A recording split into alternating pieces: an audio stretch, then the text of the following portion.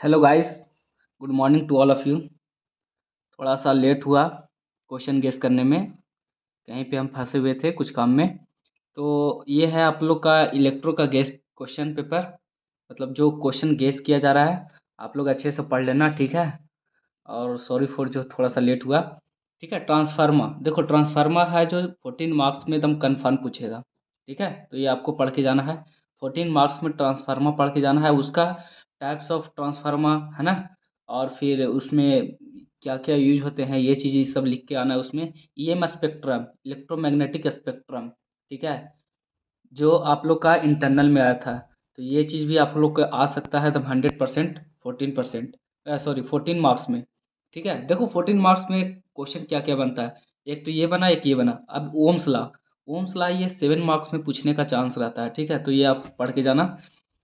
अब AC and DC current, ये भी आपको 7 मार्क्स में पूछेगा। अगर दोनों में डिफरेंस पूछता है तब तो 14 मार्क्स में पूछेगा।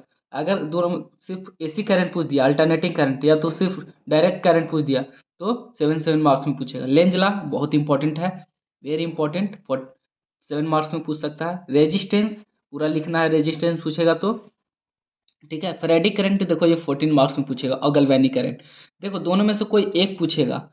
हमको ज़्यादा चांस लगता है फ्रेडिक करंट पढ़ के जाना आप लोग। ठीक है, फ्रेडिक करंट आने का ज़्यादा चांस रहता है, तो फ्रेडिक करंट आप अच्छे से पढ़ के जाना। ठीक है, और गैल्वेनिक करंट थोड़ा हल्का देख लेना। HVPGS, high voltage pulse galvanic stimulation, ये टॉपिक आपको मिल जाएगा, पढ़ाया है।